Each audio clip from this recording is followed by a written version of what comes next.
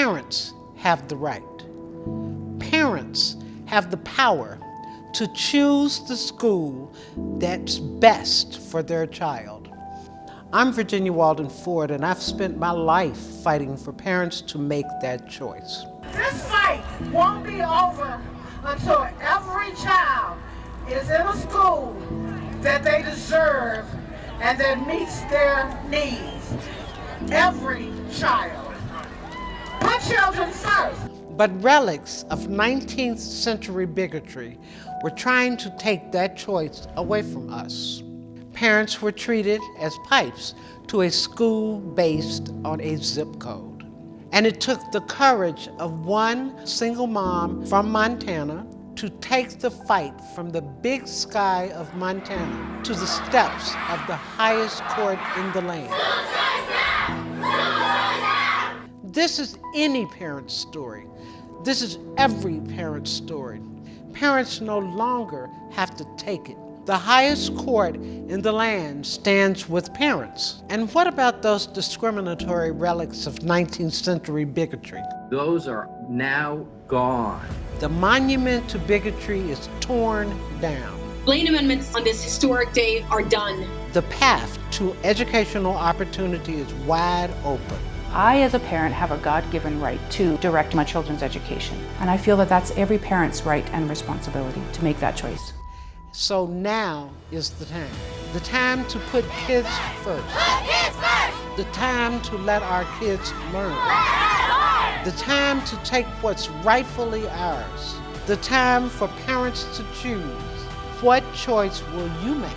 Somebody has to stand up and take this torch and keep it going. So if we don't take action now, there's no one to blame.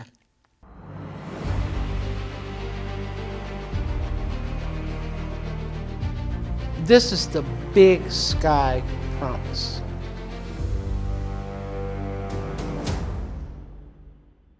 Education is a people issue, and it really doesn't matter who's in the White House or who's in the State House or the courthouse or City Hall.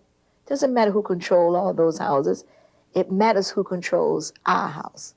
Parents have got to be in control of their own homes and their own children.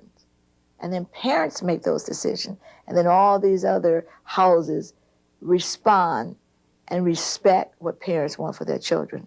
To me, school choice means that I, as a parent, have a God-given right to raise my children and a responsibility to raise my children well. And I feel that that's every parent's right and responsibility to make that choice. My name is Kendra Espinoza, and I am a single mom with two girls, Naomi and Sarah. They go to school at Stillwater Christian School here in Kalispell, Montana.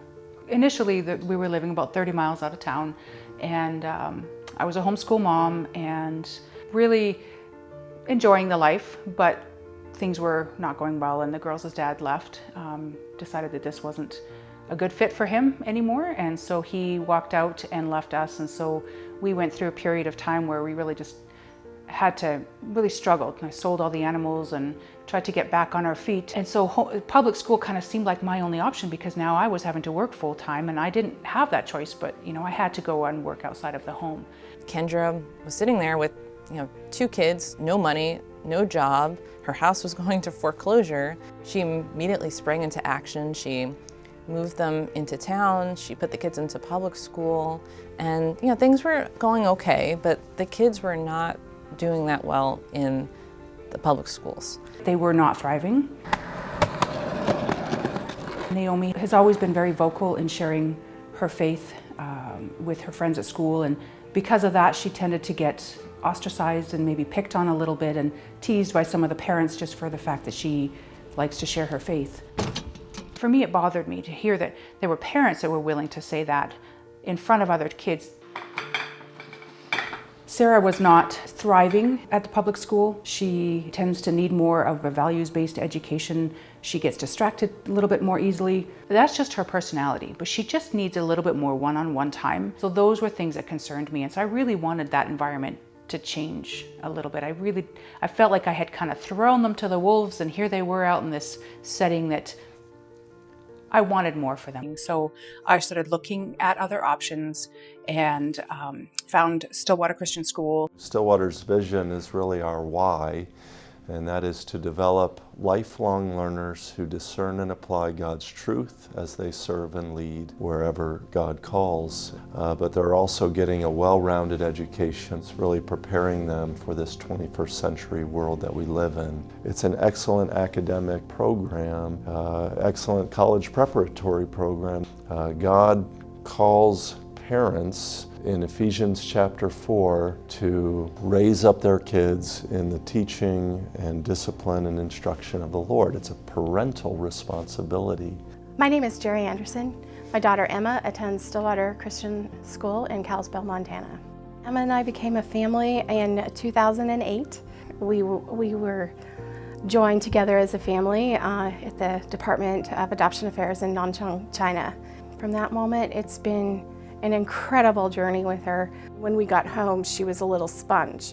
So early on, I knew I needed to find an environment that was going to foster that need to be challenged. I chose Stillwater Christian because of the Christian values.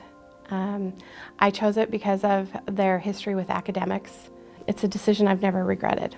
Two single moms, two different stories in Montana, one choice.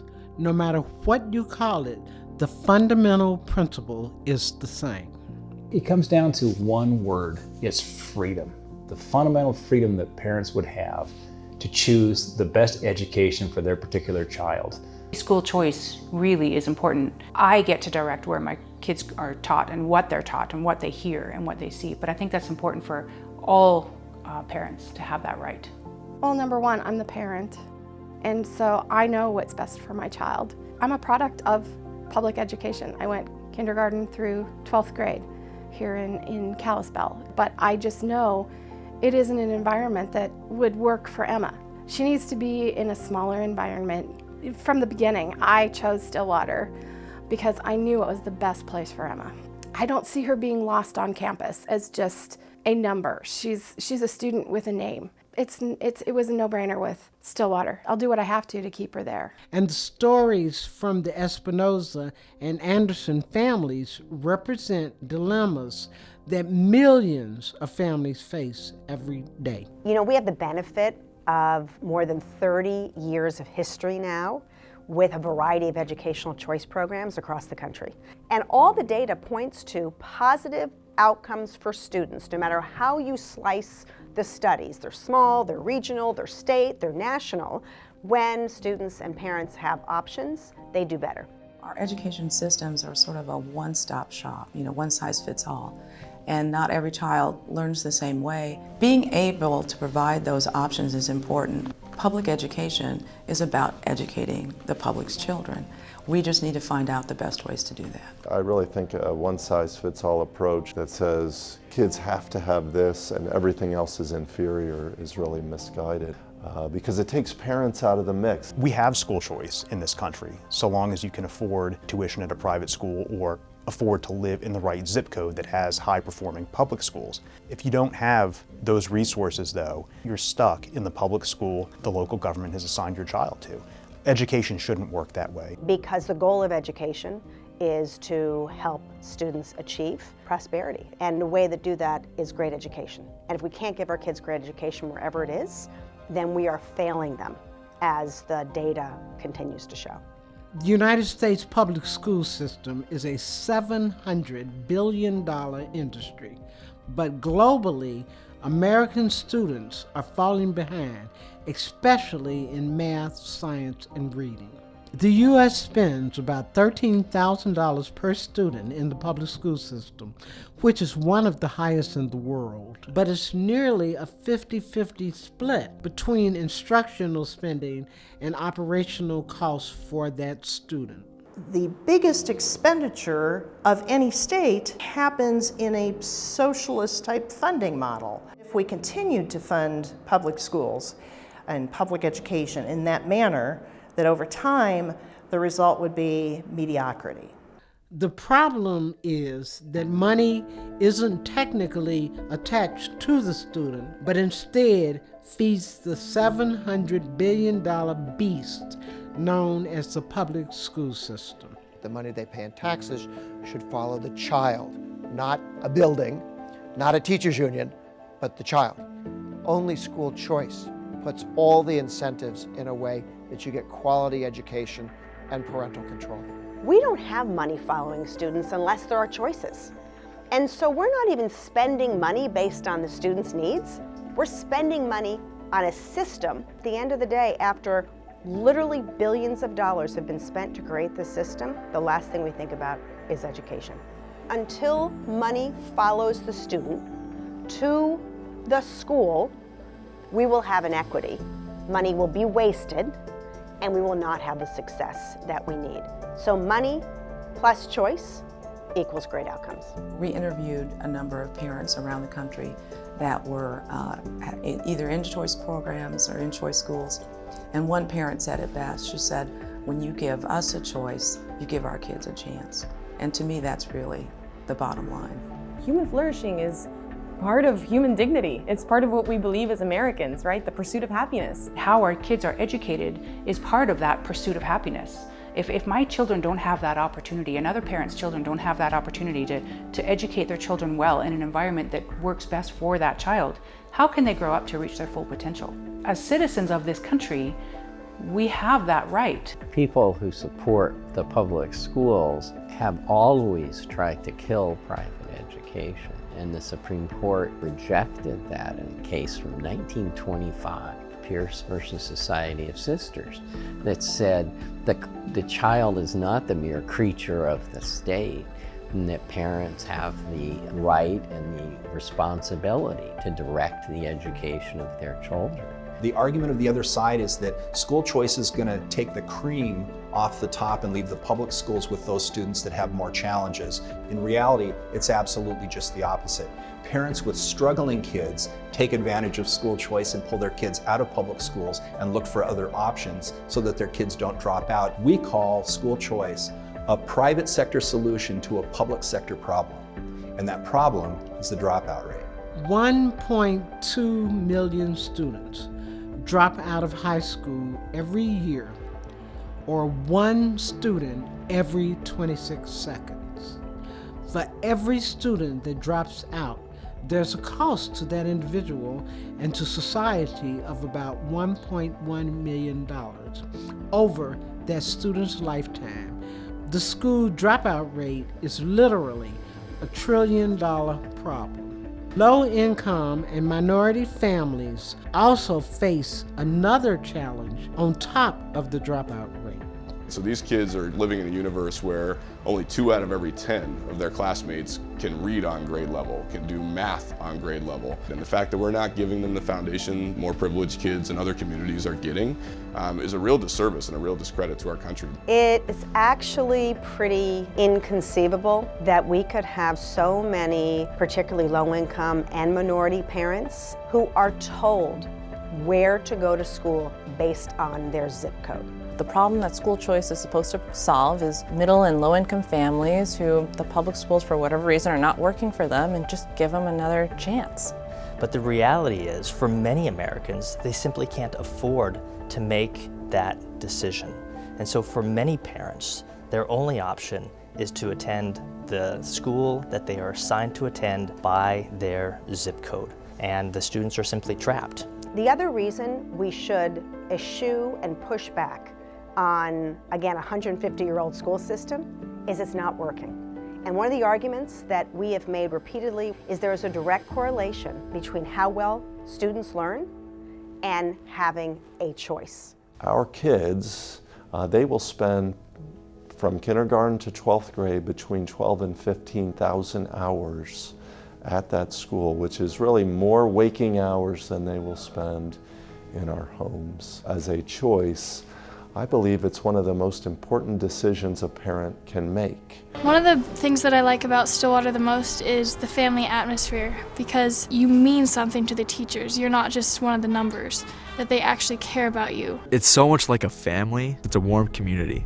filled with really good people. There was an event that Stillwater Christian School had with Mike Huckabee. He had come to town and he was doing a big presentation, and it was a very big gala event that the school puts on every year.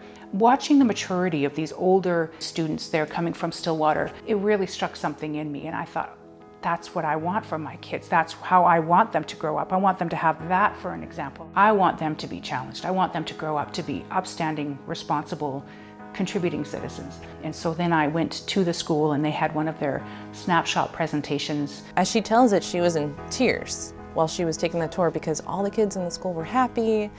It was this big family. It was really the community that she wanted for her kids. I went there and I remember thinking, I can't afford this. There's no way that I could ever send my kids here. Why am I here? Why am I even going through this presentation? But as I sat there, I just felt this stillness in me that said, walk this direction. Just keep going on this path. I made that decision there at that point at the school, thinking, okay, this is where I'm going to put the kids. But now the next step is, how am I going to do it? How am I going to afford to make that happen? She works her ass off for her kids to send them to the school of her choice. So we had a big yard sale and I took donations from people all over and just put out signs and asked people to contribute to this yard sale. And so they donated stuff and we sold it. And Naomi was out mowing lawns for the neighbors and trying to sell stuff just to make enough money to make it happen. And every year thereafter, I can't just rely on one job. So I've had to work multiple jobs. So whether that be commercial janitorial or bookkeeping from home, making things and selling them. I like to build out of wood. So any of those things that we have done, all of that contributes to our tuition fund. So there's no way that even with our 3 jobs that we are working, there's no way that I'd be able to do this without assistance on top of that. Over 50% of our families are beneficiaries of our variable tuition program. The fact that more than half of our families are on that program, I think, really speaks to the value we place on being an option for families that don't have the means to pay the full price of our advertised tuition. Kendra Espinoza also found ACE Scholarships, who specializes in assisting low-income families get to the school of their choice by harnessing what's going on in the charitable community and supercharging those donations to put those families over the hump.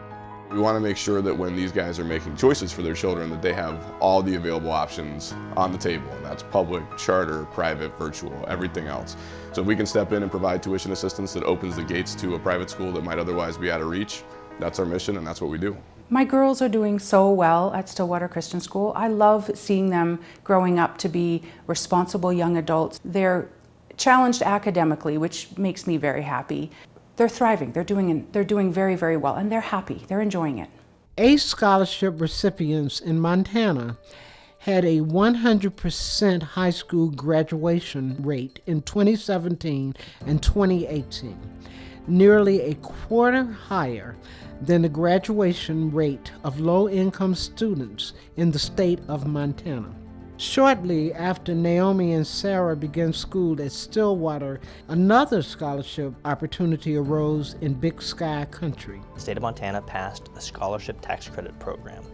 The way that the program was designed to work is that it would incentivize private donations from individuals and corporations to private scholarship granting organizations by giving those donors a $150 tax credit. Private individuals or private corporations write checks from their private bank accounts to the private scholarship organizations, which would then bundle those donations and give them to families to attend the private school of the family's choice. And so nowhere along the line were there state dollars involved or state actors involved in all of those decisions. The Big Sky Scholarship Program emerged out of this, and it awarded about 40 families $500 scholarships, including the Espinoza and Anderson families.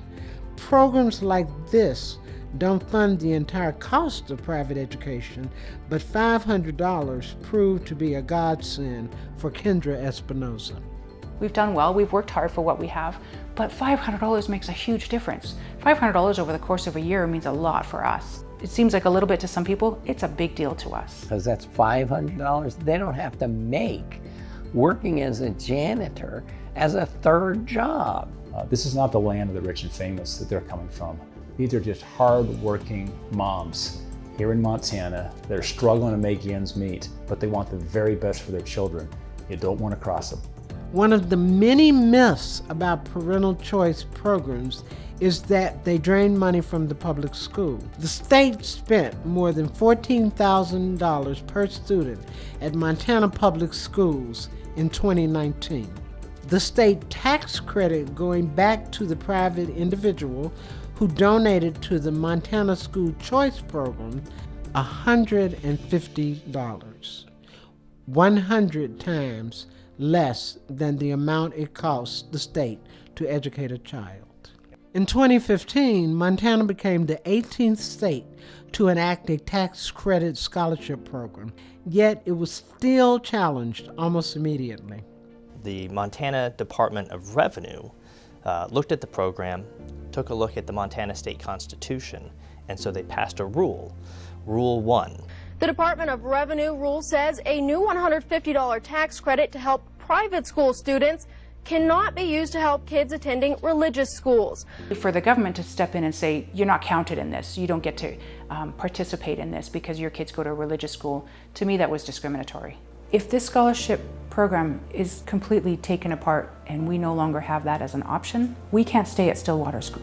Since the Institute for Justice opened its doors in 1991, there hasn't been a single day that we haven't been in court defending parents' right to choose the best school for their children. Really, it boils down to it just being one of the fundamental liberties of being an American citizen, the right of parents to choose what school is going to best work for their child. Well, we found out that this was going to be a problem, that this rule was going to be passed, that families were going to be excluded from the program. We went around looking for families who would be affected, and we were referred to a number of families, including Kendra Espinoza.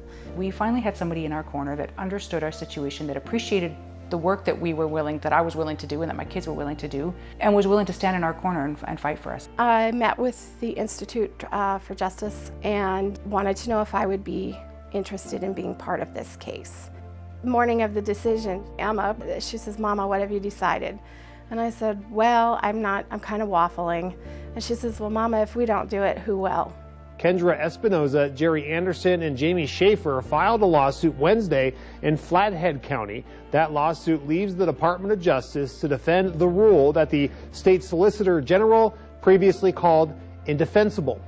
We should never back down. I think that we have to stand our ground and fight for what we know is right. Because if we don't stand up and we don't fight, we're going to lose all of our rights and all of our freedoms. There's nothing more powerful than a motivated parent who wants what's best for his or her children. I think a lot of people think of parental choice and they think of a mom and a dad and 6 kids and a white picket fence, and it really isn't that. This is one person against a big government program trying to take care of her children. I may not know much about appropriations or the ins and outs of tax credits or any of the other legal mumbo jumbo, but I do know that in our country we have a right and a responsibility to speak up when freedoms are violated and when liberty is at stake. Well, we have a saying here in Montana about moms like Kendra Espinoza and Jerry Anderson. They're mama grizzly bears. They're protected, they're cubs, and they'll go to the mat to fight on behalf of their children. The stage was set for the next monumental school choice case, known as Espinoza versus the Montana Department of Revenue, with the Institute for Justice defending the Montana moms. The Espinoza case certainly wasn't the first legal obstacle in the way of school choice for the Institute for Justice. The first case arose out of a program that was passed in Ohio that served students in the city of Cleveland who were trapped in low-performing public schools. And they were provided a voucher, a state-funded scholarship, to choose a private school or a neighboring public school. The vouchers deal with direct state appropriations, which means that legislators sit down and they actually pull money from the state budget for this purpose. And they're sending out checks, usually to parents who then direct it to a school, right? So it's direct state money from state coffers. And that was the Zellman case. That was a question of whether school vouchers violate the Establishment Clause. And that's whether, say, if you give vouchers to a child to attend a religious school, is that government funding religion? Is that establishing a state religion? And the court said in a 5-4 decision that allowing families to choose religious schools in an otherwise religiously neutral school choice program was perfectly constitutional. And so long as the program operates on private choice of parents, meaning that parents rather than government make the choice of which school their particular children will attend, these programs are perfectly permissible under the federal Constitution. Parents are the conduit for money, that the state is not in fact paying for religion. So Zellman codified that parents in fact can drive the education of their child, that they can spend the money allocated for their child's education at any school as long as the state gave you that authority. And that really opened up the door to a lot more of these programs. And they've been overall very, very successful. And parents typically have over a 90% satisfaction rate with these programs.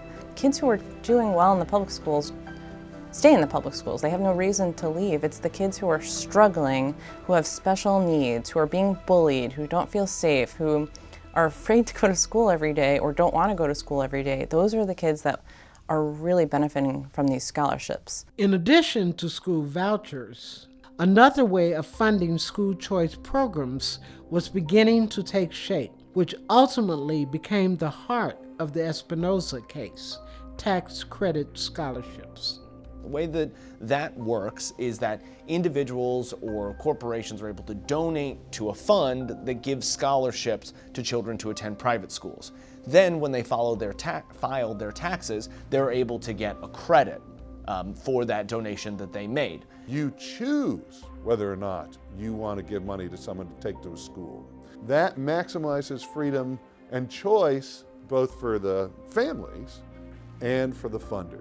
Arizona adopted its tax credit scholarship program in 1997, and it was challenged immediately. The court in Arizona Christian School Tuition Organization v. Wynn ultimately said that the plaintiffs who brought the case never had legal standing because tax credit programs are funded not with public dollars, but with private ones. In the midst of that legal battle for tax credit scholarships in Arizona, a school choice movement was brewing in Big Sky country. So 2008 is really when the narrative changed.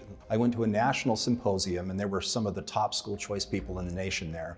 And I approached one of them and said, I'd like to bring a school choice effort, a serious school choice effort to Montana. And I almost got laughed out of the room, but I was persistent. And finally they said, okay, if you can put together a meeting and show us that you've got enough interested parties, enough buy-in, then we'll consider working with you. That meeting took place in Bozeman, Montana in November of 2008. Leslie Heiner presented at that meeting about tax credit scholarships, commenting on the success of the event, saying, "In my estimation, the symposium will prove to have been a catalyst for real change." People in Montana who had the foresight, who had the guts to think big. They had the guts to think as big as their sky. It was at that point that I knew, okay, Montana has something really good going on here. When we came in, we quickly realized that the real crux of the issue was not free market capitalism. The crux of the issue was kids. And we had a problem in Montana. We had 2,000 kids a year dropping out of Montana schools. We need options, as many options as possible, so kids that are in danger of dropping out can find their perfect educational fit. And when we did that, it took off as a movement. But with school choice, you always have to, get through the legal barrier, but more importantly, you have to get through the political barriers. With the school choice political barrier broken in Montana, Kendras Espinoza and the Institute for Justice were just beginning their battle to break the legal barrier to parental choice. The Department of Revenue, who was the government agency who was in charge of administering the program, came in and enacted a rule that said scholarships could not be used at religious schools. So we heard about this and we sued. As soon as the Montana Department of Revenue went forward with this rule, we had 2 district court decisions in Montana, both in our favor, so we felt like we were doing well. We knew the problem would be the Montana Supreme Court. This court is now in session. The argument had gone very well. All of us who were there were pretty sure we had won. We had never lost on the basis that this is public funds. Well, a major ruling today from the Montana Supreme Court when the court strikes down a controversial tax credit that indirectly helps private schools in Montana. I was very disappointed in the state of Montana. I was very disappointed. I was shocked. I actually wasn't expecting that. I was anticipating a ruling in our favor because to me it just seems like this is a no-brainer. To me it just seemed like it's obvious that it's discriminatory. Now the High Court said the $150 tax credit passed in 2015 is unconstitutional because it amounts to aid for religiously affiliated schools. And they issue their decision saying it's public money and it's aid to the schools, both of which are wrong on the Montana Constitution. And not only did they say that you had to exclude religious schools from the program in order to comply with a provision in the Montana Constitution, but they then invalidated the entire program because they said that was the only way to ensure that not a single dime of money went to a family going to a religious school. It's a shameful argument. The only reason the program was invalidated was because it included religious schools. Just so you know, they totally blew it. A group that fought to preserve that tax credit says it plans to appeal the decision to the U.S. Supreme Court. The Institute for Justice filed a cert petition appealing the Espinosa case to the United States Supreme Court. For the 2019-2020 term, the Supreme Court agreed to hear 73 cases out of about 7,000 appeals. Only 1% of appeal cases get the chance to be argued in front of the highest court in the land. Well, the state of Montana decided in 2015 that students attending private religious schools cannot benefit from a new state tax credit. Now, the state will defend that decision before the U.S. Supreme Court. The nation's high court announced today it will take this case. That was a moment of hope. Initially, when I started with this case, I had no way of knowing where we'd be 4 years later. I simply wanted to make a difference for the community around us. If I had known that I'd be petitioning the highest court in the land, or that this case would potentially impact so many families across America, I might have been too afraid of the responsibility and maybe not have pushed through. But I do know that in our country, we have a right and a responsibility to speak up when freedoms are violated and when liberty is at stake. Emma's words echo in the back of my head. If we don't do it, Mama, who will? This is big sky country. So let's have it go big. Dick Comer retired in May 2018, but came out of retirement to argue the Espinosa case at the United States Supreme Court. This would be the 3rd Supreme Court case related to school choice for the Institute for Justice. The date for the historic Espinosa argument was set for January 22nd, 2020. Parents should have a choice where their children go to school, and they should have that choice regardless of how much money they make. That's what school choice is about, and that's what this case is about, and we're gonna win it. The legal battle was raging, but Kendra, Jerry, and the Institute for Justice were fighting discrimination more than 150 years old. Discrimination still found in 37 states. Discrimination that remains the biggest legal barrier to school choice. The Montana Department of Revenue enacted a rule excluding religious options from the program. They claimed that this rule was required by a provision in the Montana Constitution known as a Blaine Amendment. The Blaine Amendment. Blaine Amendment. Blaine Amendments are a relic of 19th century anti-Catholic bigotry. Blaine Amendments are interesting little things that won't go away. The United States, the most free nation in the world, harbors a 19th century discriminatory practice called the Blaine Amendment that prohibits people from making a determination. As I see it, the Blaine Amendment is a sad, unfortunate, and almost humorous blip in history. There's a direct correlation between the origin of the Blaine Amendment and the creation of the public school system. A guy named Horace Mann is considered the father of the American public schools. His battle was with the religious private schools, which were denominational. In the 1830s, the idea of a secular education is sort of an oxymoron at the time that the public schools are started. And so what Horace Mann was trying to do was to create non-denominational public schools. But those common schools were predominantly Protestant in orientation. They were not the thoroughly secular public schools that we are familiar with today. The schools were Protestant, kids read from the Protestant Bible, they recited Protestant prayers, they sang Protestant hymns, and they bashed Catholics a lot. As Catholic immigration increased to this country, this became a problem because you had newly arrived Catholic families whose children were compelled to attend public schools that were essentially Protestant schools. Their argument was simple. If the Protestants have a publicly funded school system, we should also receive a share of the school funds so that we can have a Catholic school system. You can imagine how that went over with the Protestant majority at the time. There was a virulent anti-Catholic backlash, and that really metastasized after the Civil War. In 1875, a well-publicized speech by President Grant talked about the supposed threat of Catholics to the public school system. President Grant called for an amendment to the U.S. Constitution to prevent funding for sectarian schools, and it was an open secret, and the U.S. Supreme Court has acknowledged that it was an open secret, that sectarian was code for Catholic.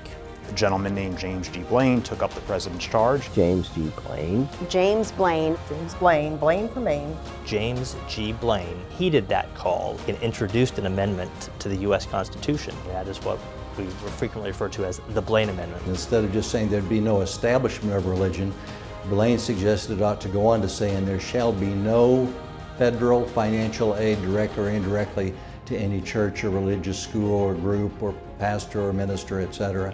It passes overwhelmingly in the House, and it falls like 4 votes short in the Senate of getting the 2/3 majority required. But Blaine and his cronies achieved through the back door what they couldn't achieve through the front. Blaine and his allies were able to require many states, as a condition of admission to the Union, to include Blaine language in their constitution. And so when Montana came into the Union in 1889, it, like many other states of the time, included one of these provisions in their state constitution. And so every state after 1876 has a Blaine Amendment in its constitution, even though the Blaine Amendment itself fell just short of being sent to the states for ratification. So. Blaine, Blaine. James G. Blaine. Continental liar from the state of Maine. The Blaine Amendment is a result of 1870s era discrimination and then seated in states so that students would not have the opportunity to go to schools that fit them, even if they were better for their education and their lives. When school choice opponents rely on these provisions to deny educational opportunity to kids, they're relying on relics of 19th century bigotry. We should have gotten rid of the Blaine amendments years ago. Now's the time to get rid of them.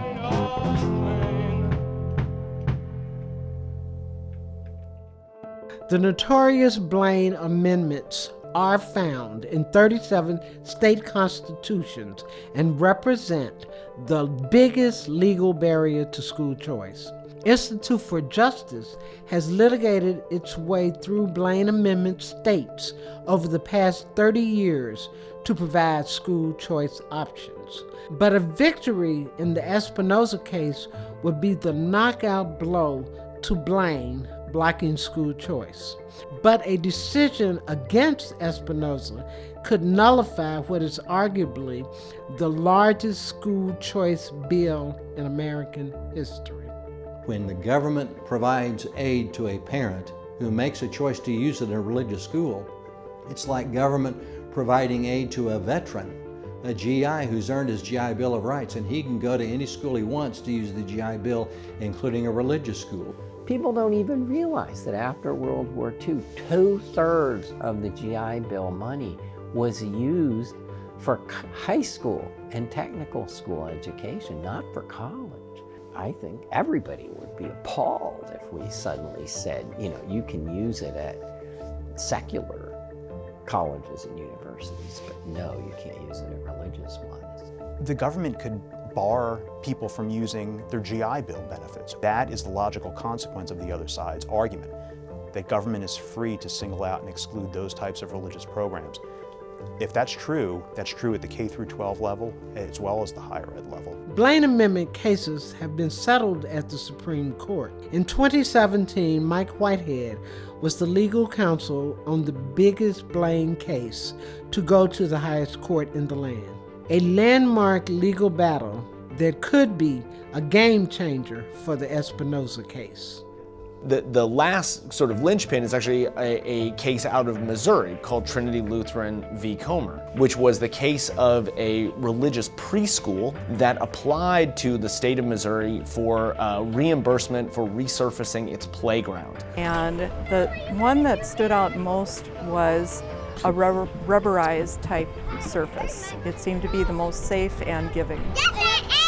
Well, lo and behold, I found out that the state of Missouri, through the Department of Natural Resources, had a program to offer grants for recycled vehicle tires products. And it was open to supposedly everybody to apply. And she said, well, Mr. Glenn, let me make it clear, we do not discriminate against anybody applying. So he applied, and a couple weeks later, the same secretary called him. Good news, we had about 44 applications for the grants. We ranked them all on a point system, and you were ranked number 5 out of 44. We have enough material to fund about 14 grants, so you're definitely going to get a grant.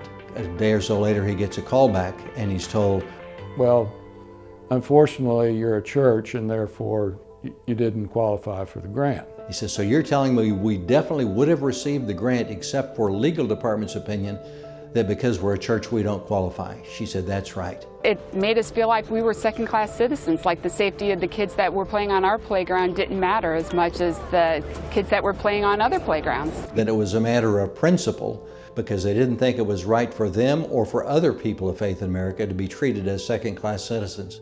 We'll hear argument first this morning in Case 15-577, Trinity Lutheran Church versus Comer. After listening to the oral argument, I went to the cloakroom of the Supreme Court and texted my client, but I think there's a chance it could be 7-2 because Justice Breyer stunned everybody when he asked the Solicitor General, does the Constitution of the United States permit a state or a city to say we give everybody in this city police protection, but not churches? We give everybody fire protection, but let the church burn down. I'm not going to take the position that it permits those laws. All right, now you say no, it does not permit those laws. Very well. How does it permit Missouri to deny money to the same place for helping children not fall in the playground, cut their knees, get tetanus, break a leg, etc.? What's the difference?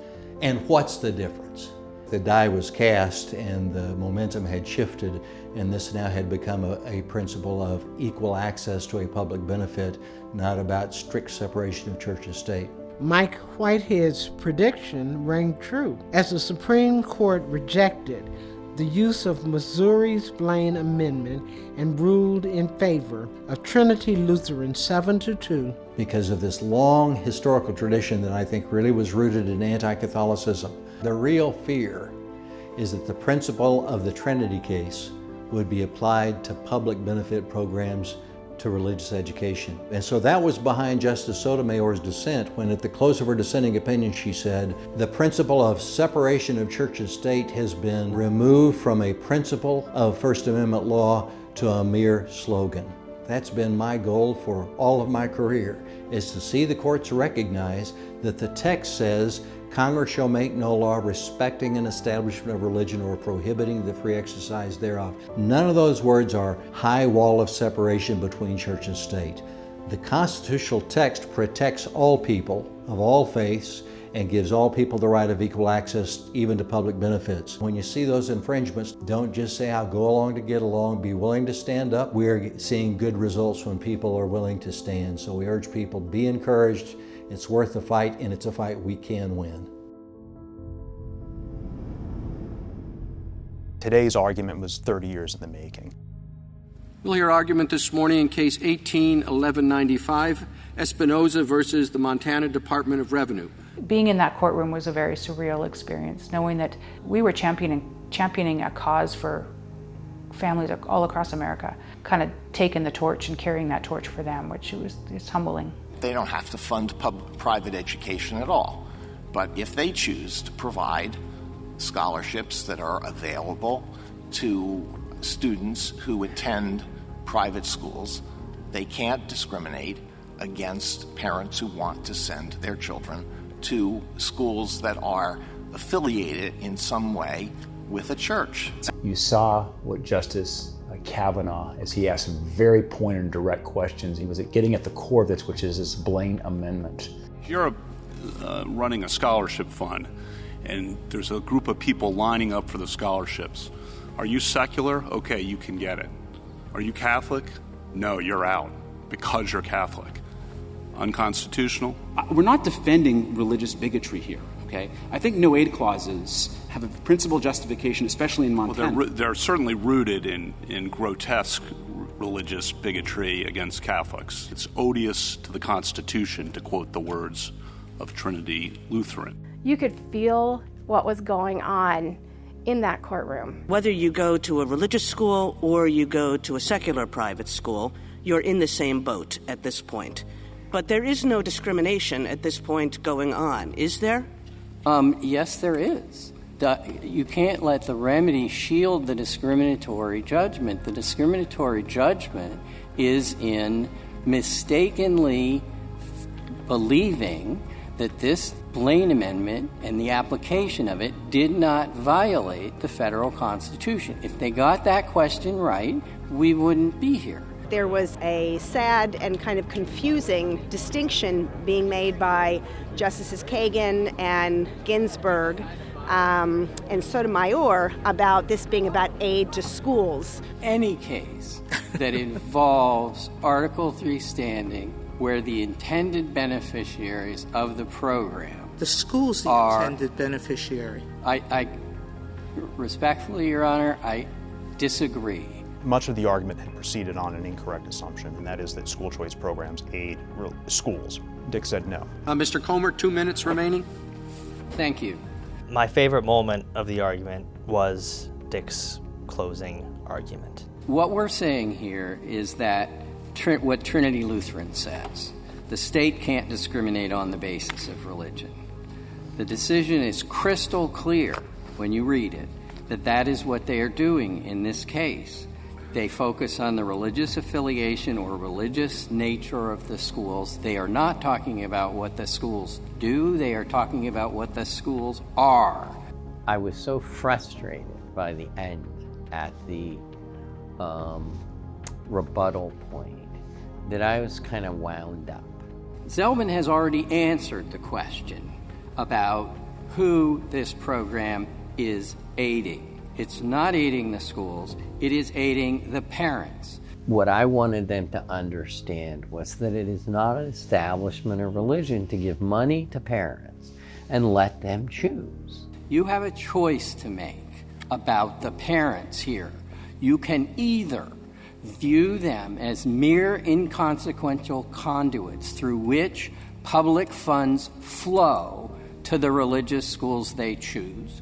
Our opponents have always treated the parents, and they once used this phrase, which is why I used it, they treat the parents as inconsequential conduits. They're just pipes through which the aid flows from the state to the religious school. But we know that's not what's happening. Or you can regard them as you did in Zelman, as free and independent decision makers who are being given the power to choose a religious education or a secular education in private schools. And if you view them that way, then it's clear that this is not about funding religious schools. This is about funding families, empowering them to make the choices concerning their children's education, and trusting them to do so. I don't see how anyone could object to that. Trying to get that point across that seemed to be being lost, in the course of the legal arguments, that I thought was critical for them to focus on. There's a million things I could have said, but at that point I had 2 minutes. So that's what I chose to say, and that's my story, and we're sticking to it. The only thing is we wish we'd had Dick Comer had a mic to drop when he concluded, right? Why we're here today, some of these kids will never have this opportunity in other venues, and now is the time for us to step up and provide for all of our children. And we want to be a part of making this country great again. We really felt very good coming out of the argument. There were over 200 students on the courthouse steps, and they were chanting in favor of school choice as we came down to begin the press conference. And it was just such an incredible moment to see. It was one of those moments that you'll never forget. As the Supreme Court held during the desegregation era, a government body doesn't get to shut down a program to avoid including a protected class. In that era, the protected class that was being discriminated against was African Americans. Here, the class discriminated against anyone who wants to send their kids to a religious school.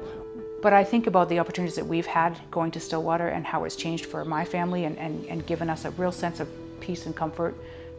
As a parent, that's huge for me. We have a right and a responsibility to stand up and fight for what is important to us. A single parent and a single voice, somebody who's willing to pick up the banner and say, I'm going to do what's right for my kids. I don't care if I have to take it to DC all the way up to the steps of the Supreme Court. I'm going to go do it.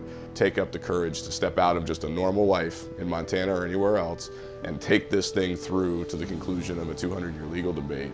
That is incredibly powerful. The fact that we had to stand in line from 5 o'clock the night before just to get a seat, to watch an argument that was so important to so many people, but really solidified. This is a huge deal for a lot of people. And then walking down those steps at the end and seeing all those hundreds of people out there, it made me realize that this was a pretty important thing for a lot of families. Parents need to realize it's not hopeless. You've been told all your life, we're in charge of your kid, you're not.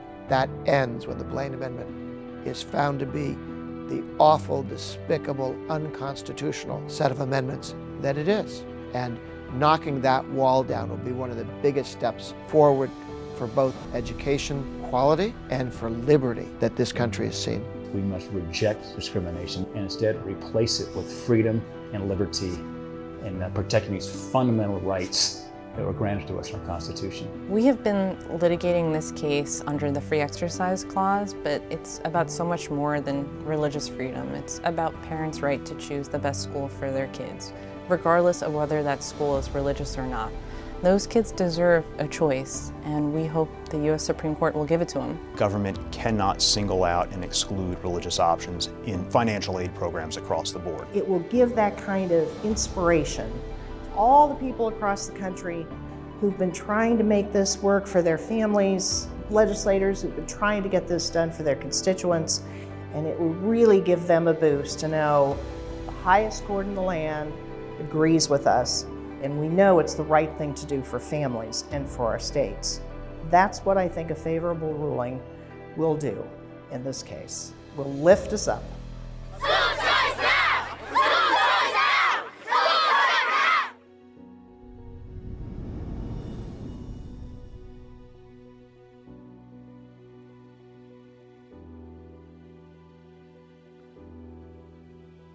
And so it begins.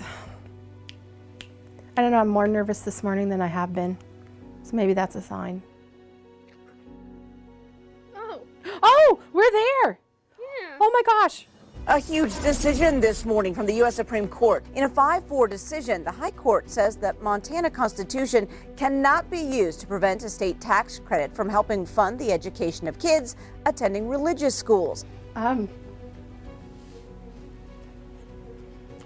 thrilled. I'm thrilled. And it's a victory for us, but it's a victory for all kids. School choice is so important, and this just validates it. This is now the new era. Parents now have more choices. Parents aren't limited anymore or shackled by these laws. And now there's hope. You got to hang on to that hope.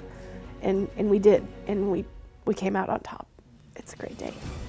The U.S. Supreme Court sides with the Kalispell family in a dispute over tax credits to help fund private school scholarships, including religious schools.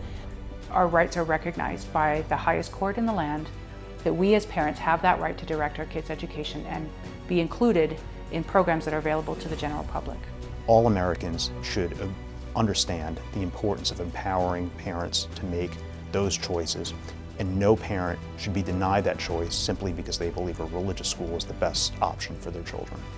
If you're just thinking in a very small way, that it's pretty easy to lose sight of what's really important. But in Montana, when the way that you think is as big as the big sky of Montana, you come to understand it when you are willing to think that big. This onerous Blaine Amendment has been relegated to the trash heap of history. Blaine amendments today on this historic day for religious freedom are done. Those are now gone. The legal impediment to effective school choice programs are now removed, and it's up to the legislatures now to move forward. This has been the culmination of a legal campaign that started with IJ in 1991. You talk about the wheels of justice grinding slowly. They do. I mean, we were doing school choice when, nobody else was. Now lots of people, want to do school choice because we've proved that you can win. Policymakers nationwide now have the freedom to enact school choice programs that will empower parents to make important educational decisions for their children. Choice is just that, it's choice. The hope is that school choice can truly revolutionize education in America today. I don't think the work here is done, and I don't know that people should be entirely complacent about these Blaine amendments just because of this decision. There's a lot to be said for just not leaving these Blaine amendments on the books as a monument to bigotry. The Blaine amendments still have that potential. If you just wiped out the Blaine amendment, you would essentially wipe out the debate. I'm a mom, and I'm trying to do what's right for my child. And I want her to succeed because I see her someday as being a future leader. When I adopted her, the notary we met with, he said, "What do you hope for your child?" And I said, "The world's her oyster. Whatever she chooses to go after, I'm going to be behind her 100%. It's a single parent trying to give her child what's best to see her succeed. It really does change things for a single mom. No longer does she have to look at her child's future and say, well, I'm destined to go this way because I have no other choice. If a parent has a dream in their heart and a desire to have their kids be challenged and excel beyond where they're at because that school maybe isn't benefiting them, there's hope for that. That means that a child's life could potentially be changed. It could potentially change a nation. Where could that child go? I mean, what could the possibilities are limitless. It's an endless possibilities and opportunities for that child who's educated, who's confident, who's driven, who wouldn't maybe have had that opportunity stuck in a public school that isn't working for them. So to think about all these other families that are out there that maybe desperately want to send their kids somewhere other than a failing public school. And if they don't have that opportunity because we didn't stand up and fight, I would feel ashamed. I would feel very responsible for that. Somebody has to stand up and take this torch and keep it going.